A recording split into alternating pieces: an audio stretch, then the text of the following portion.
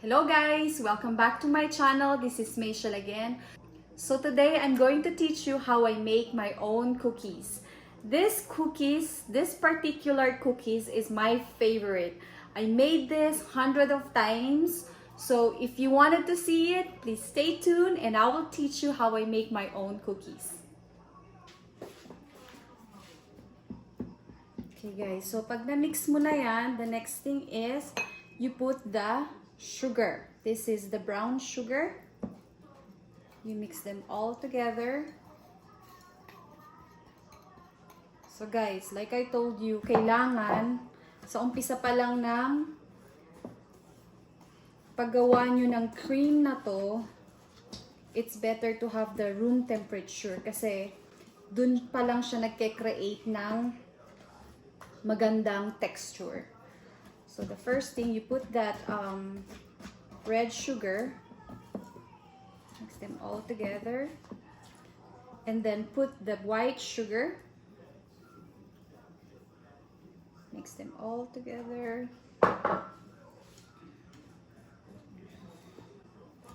So mix lang siya. Sa paggawa kasi ng cookies is talagang kailangan mong magmasa ng matagal. Pero kung hindi ka mahilig mag-bake, it's really easy also to buy in the store. Tapos kakainin mo na lang. But in my case,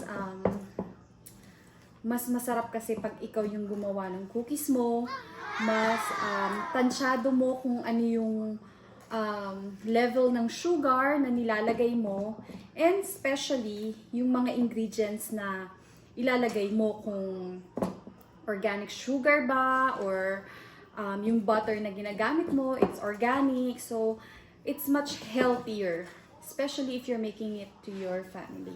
So yan yung texture na sinasabi ko sa inyo. So once that's finished, ganyan dapat siya ka-creamy. Okay. Okay, so that's good. And so let's put this aside and wash our hands. Don't forget to wash your hands.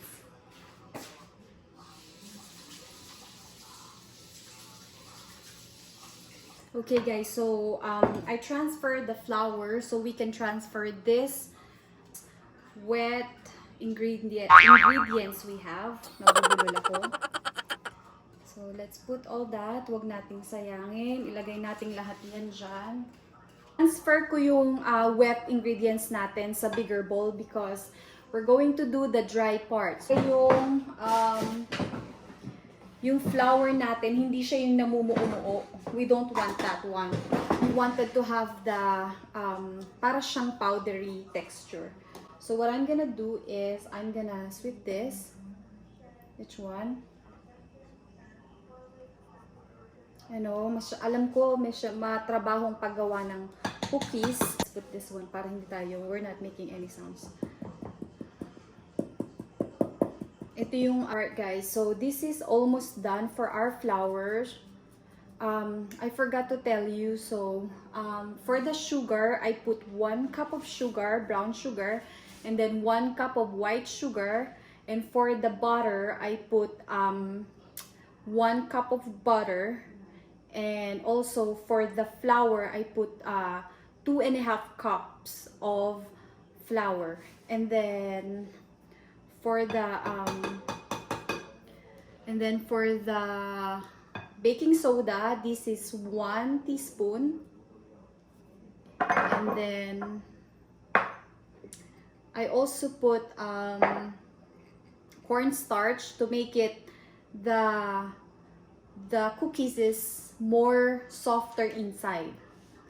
And this is 2 tablespoons. So we're all going to sweep that.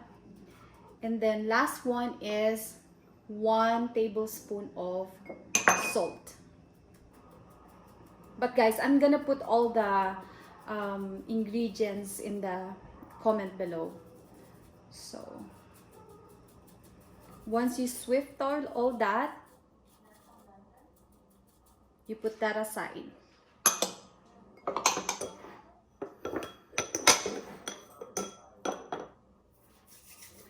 So now we're going to mix them all together para mag-combine siya.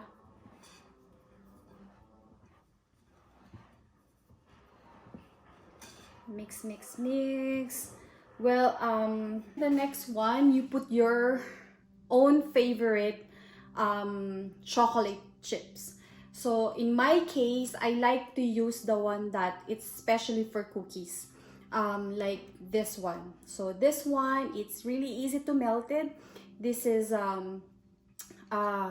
dark chocolate with less sweetened. And this one is concentrated dark chocolate, like there's no any sweetness.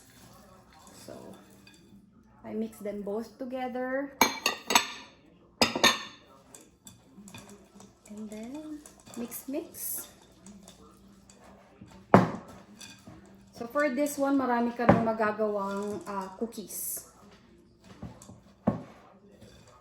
And that looks so yummy. Now, so ganyan lang siya, guys. Make a balls.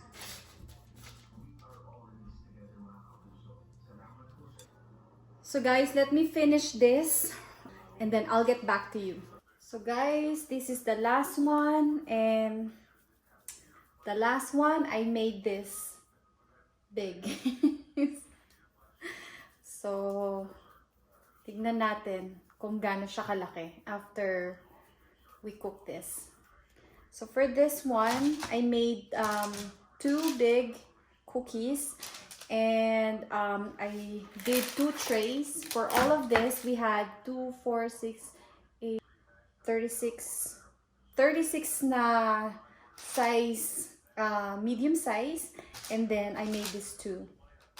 So overall, we have 36. Freeze them kasi hindi naman natin siya pwedeng lutuin lahat. So this is the best part na if you are in a hurry and you wanted to have a quick and freshly baked cookies, you can always freeze it. So guys, I'm going to preheat the oven into 325 degrees, and I will leave it for about 15 to 18 minutes. So guys, I also did, before I put the cookies, our cookies, this one, before I put that into the oven, I did freeze it for about an hour. So I'm taking off in the plastic bag so we can start cooking, and then we can see the final result.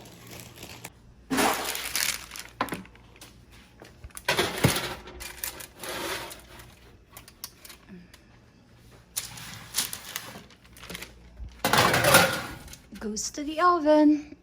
Wait for 18 to 20 minutes.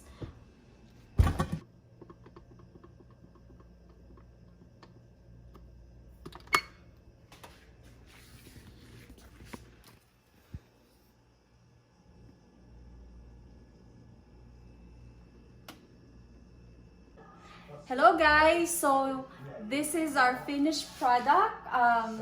It's still pretty hot, so you have to be careful. You need to wait probably like another 10 minutes. But since I'm so excited to try it and I wanted to show it to you, let's try it now. So, wow, that is so good. It's melting. Let's try it.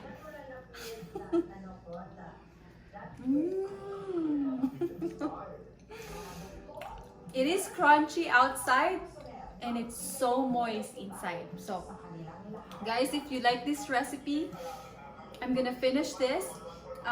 If you like this recipe, please put a thumbs up, and please don't forget to subscribe and like this video, and I will see you guys on my next video. I'm gonna finish my cookies.